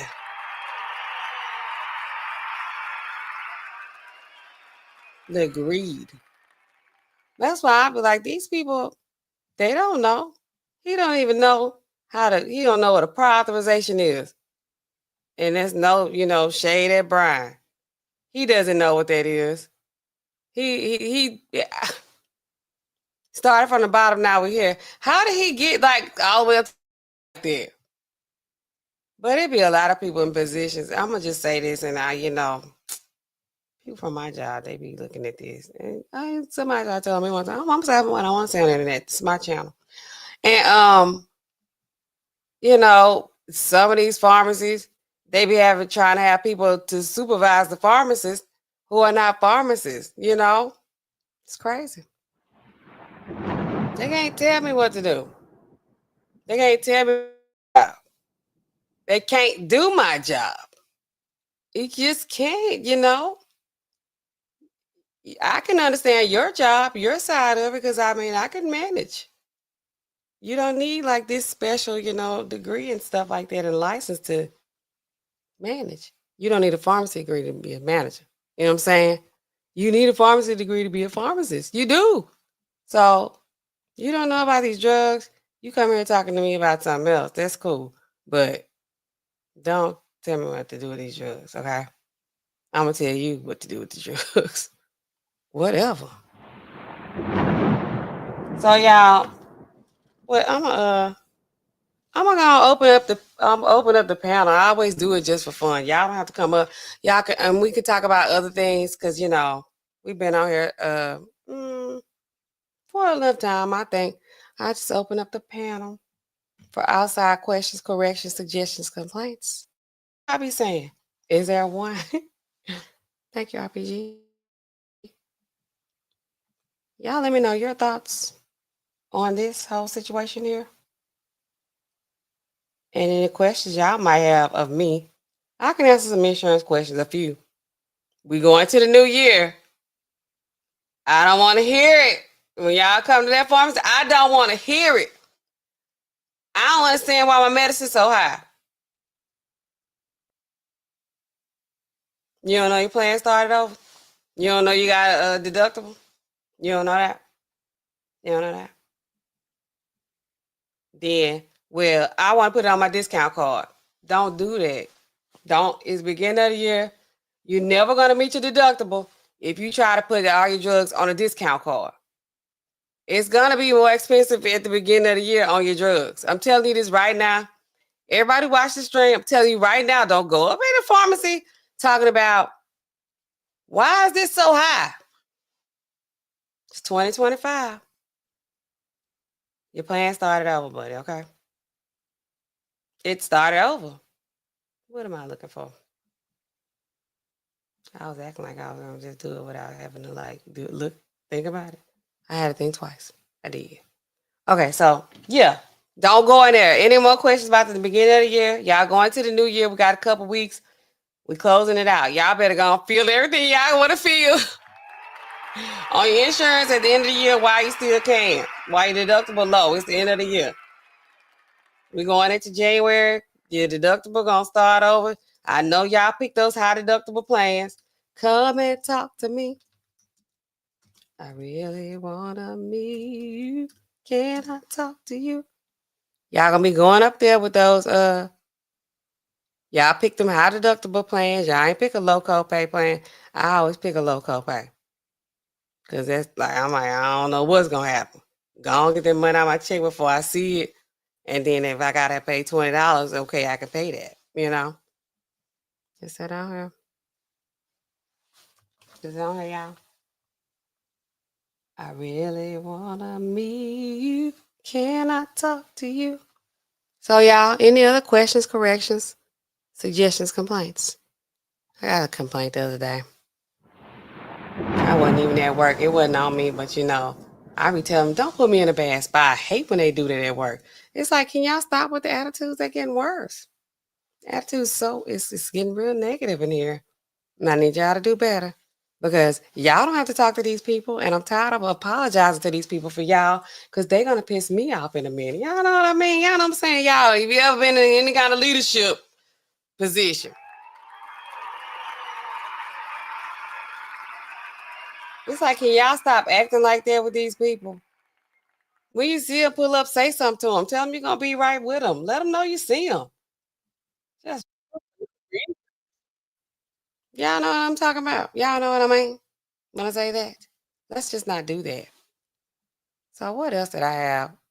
Y'all need to look at my, I have a video that I put on here. Y'all should go look at that as well. It's from last year, I think. And it's about the beginning of the year. Maybe I'll redo that video for this year. And y'all know y'all, with your premiums gonna be going up. If the stock going down for UnitedHealthcare, yeah, we gonna have to pay more. Thank God our suspect person of interest did this after open enrollment closed. Because we would have been looking at something completely different probably if this had happened, you know, before October. They're like, oh, stock going down, we got to make this money back up. Like, why is this only option for these plans? Let me see. Do y'all want to look at some, after a while, I just be on here. Let me see. I be sleepy too, though. Let's see. TikTok videos. These people know they ever talking hard about insurance on here. Because I'm like, let's see. They had nothing nice to say about Brian. That's why he's like, this guy, he is not a hero. Brian is a victim.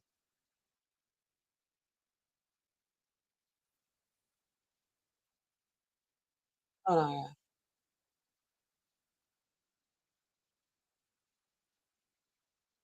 Yeah, yeah.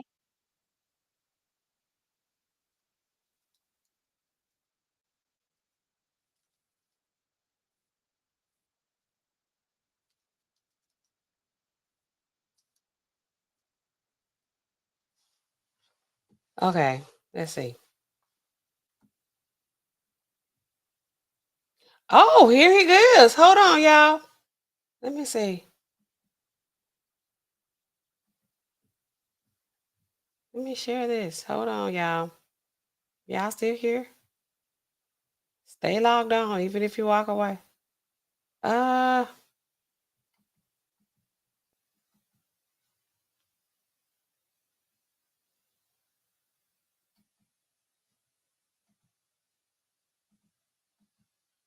This is them arresting Brian. I mean, not Brian. What's his name? What's our guy name? What is his name? Luigi. Luigi. There's no sound on here, I don't think.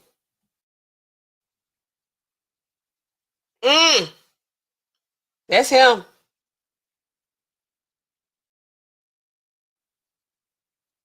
They got him. Is that him, y'all?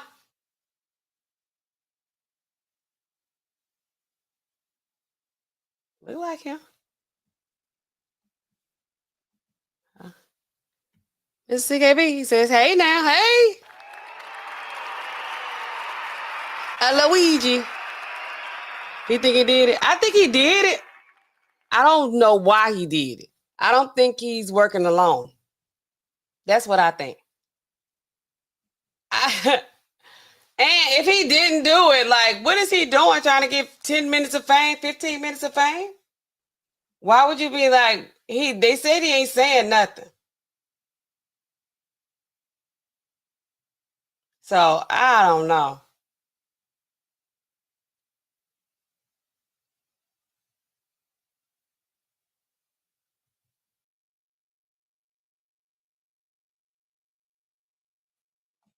Let's see what this lady's saying. Yeah. I think there are some co-conspirators. I'm still not sold on the anti-insurance.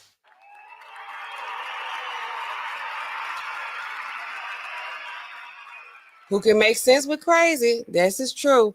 I'm starting to realize that because, I want to, sometimes when things come up, I be want to know why.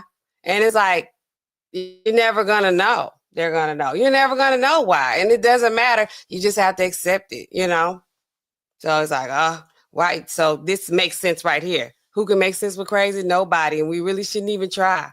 But I don't know. I think there were other people acting it, that were a part of it. Then I'm like, is it a plot by, Big Brother? So like I said, they kept saying good fashion police work. People in the community working together. If it weren't for the tips, if it wasn't for these great officers here, it's like, this is the, y'all want cards. They be needing a disaster to happen as a distraction to what's really going on. Something else is going on behind the scenes they don't want us to look at. That's me being conspiracy.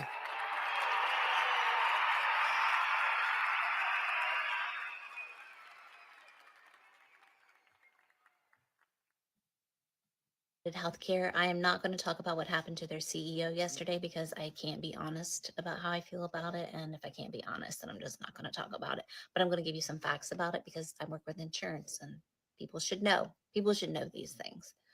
So UnitedHealthcare, they own Optum Health, they own Change Healthcare. There's 158 subsidiaries underneath of UnitedHealthcare, some of which are over. What impact, if at all, does the CEO's death have on the medical industry, insurance industry? I just saw like the stocks had gone down. I saw that it went down 5% for 2 days in a row. And to me, it shouldn't have any effect on it because they really don't do anything.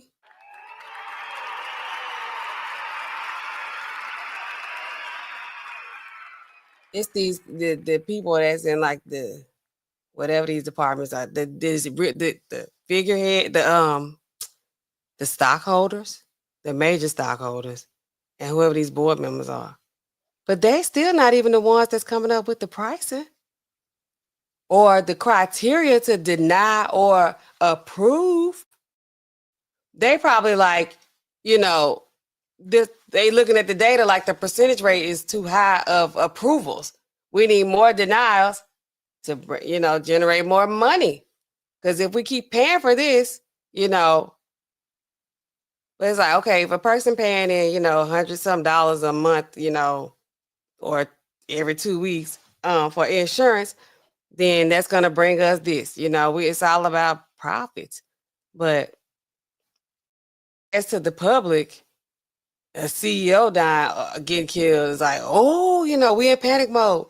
It ain't like you can just cancel insurance, especially if it comes through an employer where it's mandatory. I think it is a lot of hysteria.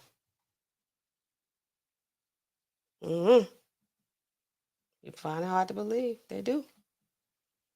Yeah. So they like, well, he's in charge. He ain't though. Overseas, and most of those are pharmaceutical services. So yes, they also are part of big pharma. So now they're insurance, big pharma, Change Healthcare. Mm-hmm.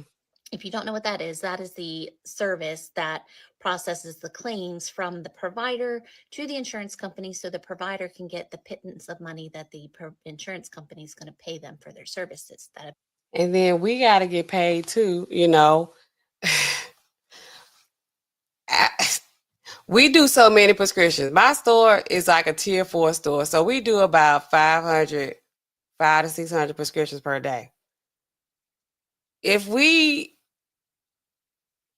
you want to get a preferred rating, like a high star rating, so that your pharmacy is the preferred one for the major plans. Like CVS Caremark, CVS always gonna be preferred for them. So if your job provides you with Caremark, they're gonna always tell you you prefer to go to CVS. They're always gonna be like whatever star rating with them. But if a different company, I don't know, Walmart, somewhere else where I don't work, or CVS, they get a high rating on I don't know, with UnitedHealthcare.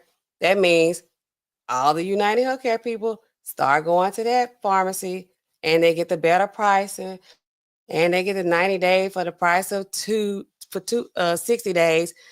They get better deals. Not saying that if you go to another pharmacy that your insurance won't cover it, you just get a preferred price over here. That affects the reimbursement of the pharmacy, right? So yeah, it's a lot going on here, but I gotta get paid. So I care. Don't think I don't, because I do. I care a lot. But it's been rendered. It's about money. Earlier this year, Change Healthcare got hacked. It's almost been a year now. They still aren't completely back up and running. So when this happened, United Healthcare, I know y'all think doctors sit on piles of cash. That's not how it works. They have to be getting the insurance money in on a regular basis to keep their money flow going. Yes. But when you can't send your claims in because Change Healthcare has been hacked and you can't mail it in, and you have to go around all these, the doctors weren't getting paid. And that's what I was telling y'all too the other night about the billing. Like their claims like go in after the fact. We bill in real time in the pharmacy. When you send us your prescription, system adjudication happening right now. It's happening right now. And if it doesn't go through, on your claim ain't approved, or it doesn't show like approved. We just gonna see a green. It's gonna go through. Or if it's not, you either gonna have to pay out of pocket. You got to call your insurance company. But we're real time. They waiting on they gotta, however they do their claims in the doctor's office, medical billing, whatever. Pharmacy ain't like that. It's right now. It's happening right now. Bank accounts were empty. So a lot of them were going under. So United Healthcare went out and was like, hey, we can help you out. We'll buy your practice, your hospital, your urgent care. And they went and they bought them. So oh, because that happened around here. Because it's like, okay, everything turned to Mary Health, such and such health. Oh, it became a chain. I did. Okay, so that's why. Because I'm like, why is Mary Health buying out everybody? They in this city, they in that city. What is going on here? Now they're insurance. Now they're pharmaceutical. Now they own the system that processes the claims. Now they own the providers that use their insurance. Oh, y'all don't even know how juicy this is. By Y'all United need to know. Healthcare and getting paid from United Healthcare, from United Healthcare claims.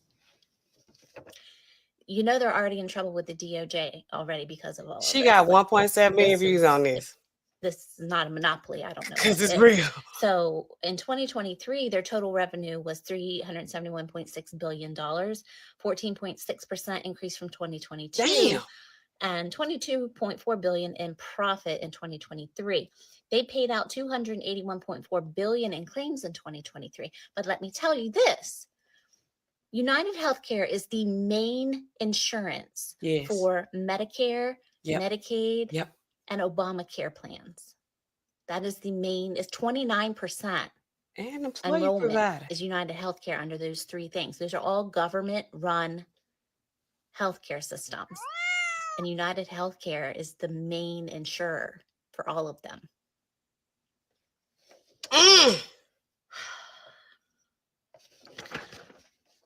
I don't know about you, but when a company decides to become that big, that they are now the doctor, They are.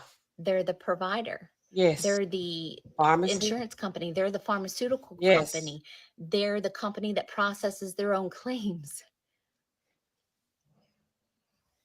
They did a study, and UnitedHealthcare, by a 90% margin, denied more claims than any other insurance company on the market. Even Blue Cross Blue Shield, they And do not lie. again, they are the highest enrollment for all of the government-run healthcare, Medicare, Medicaid, Obama. They deny,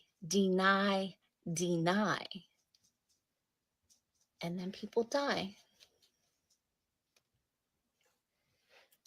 People die. Sis! I'm going to talk about. Y'all! I ain't even know I was going to stumble upon that. Woo!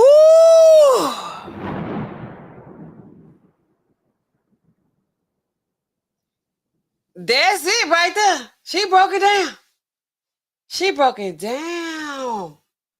Let's see what the comments saying. What? Learn more from TikTok. Excellent speaker. Thank you for articulating. That was it. She got 1.7 million views. She deserved every last one of them. Somebody said, as a provider, I approve this information. My 73-year-old dad was recently in the hospital for back problems. They denied him a stay in a rehab facility because he could walk 10 steps. He deteriorated, and then they denied him because he couldn't walk 5 steps. As an office manager of a private medical practice, this is the truth. As a pharmacist in a major retail, it's true.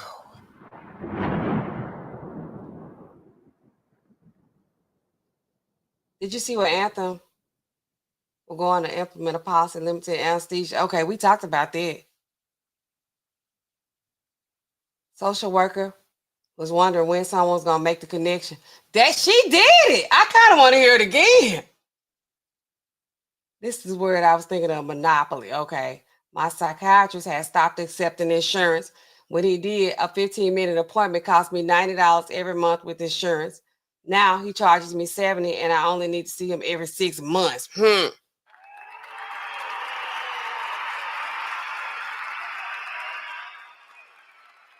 In 2023, we decided to stop taking UnitedHealthcare. It was the worst payer, sometimes paying less than what a patient would pay to get a coffee and a pastry at Starbucks.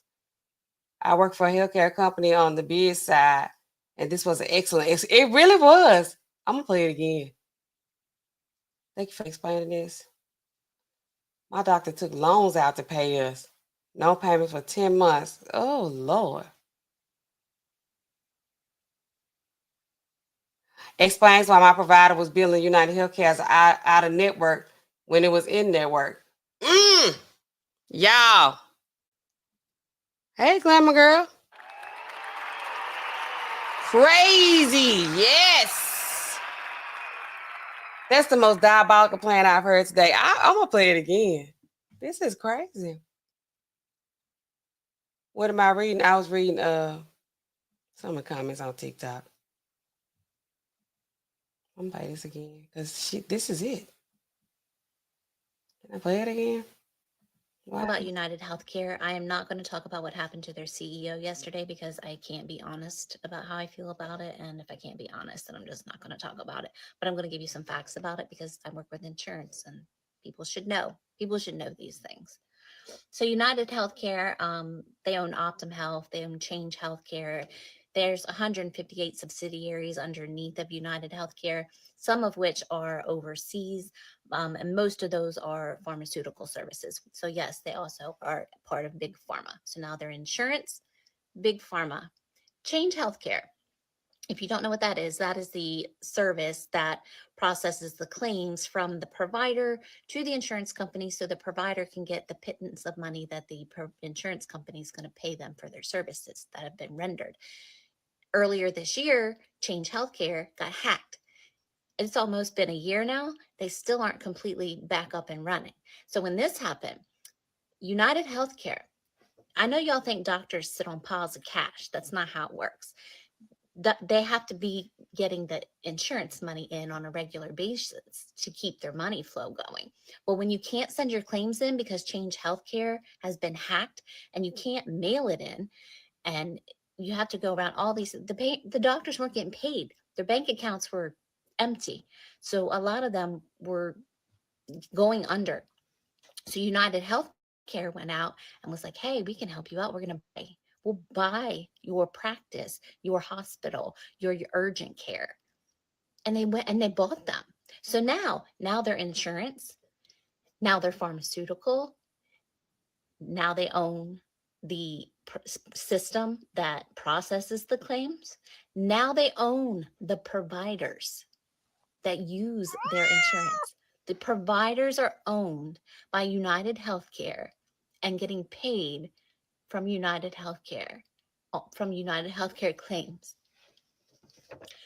You know they're already in trouble with the DOJ already because of all of this. Like if this is not a monopoly, I don't know what is. So in 2023, their total revenue was $371.6 billion, 14.6% increase from 2022, and $22.4 billion in profit in 2023.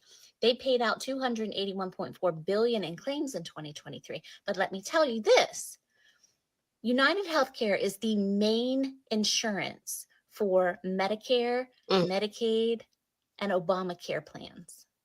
That is the main, is 29% enrollment is United Healthcare under those three things. Those are all government-run healthcare systems. And United Healthcare is the main insurer for all of them.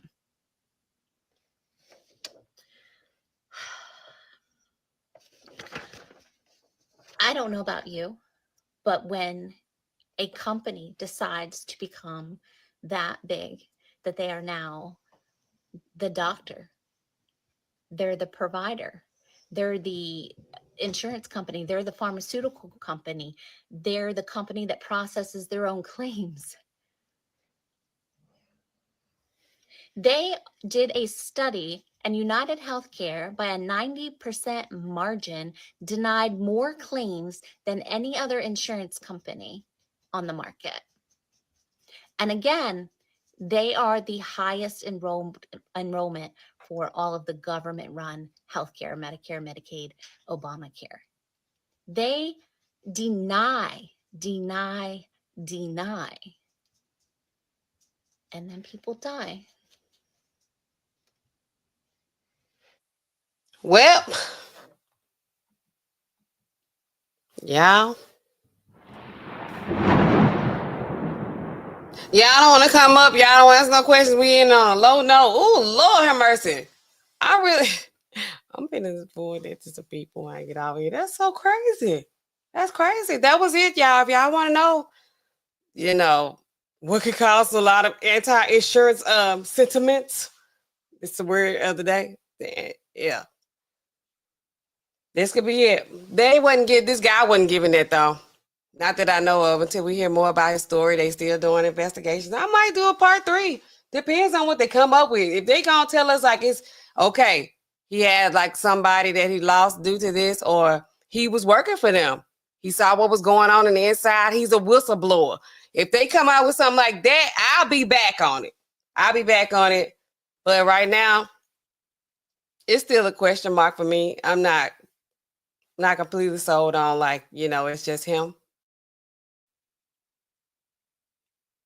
I don't know if y'all are. Let me know though. But I ain't like the insurance. With me, it's always LOVEYOU. I love y'all. Y'all didn't want to come up? That's fine. I'll see y'all next time. What's today? I'll be back tomorrow. I plan on being back tomorrow. I'm gonna watch Jamie Foxx. Is it coming out at midnight? When are they gonna drop this? What had happened was, because we got to talk about Diddy and Jamie and whatever Jamie got to say about that.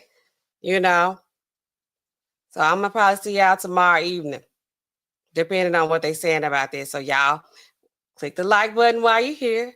Thank y'all for showing up. I appreciate y'all. Okay, as always, hit the like, comment, subscribe, share, turn the notification bell on. Hit it. Hit it. That's a phone. That's not a notification bell. That's as close as I had. Okay, hit it. And y'all will know when I'll be back tomorrow. I'm gonna come back. I gotta work late tomorrow, but I'm gonna be back. I'm gonna go and watch it in the morning or whenever it come out, whenever it drop. Y'all let me know. Y'all, yeah. Stay active in this chat. I love how y'all did tonight. I appreciate every last one of y'all who came up in here.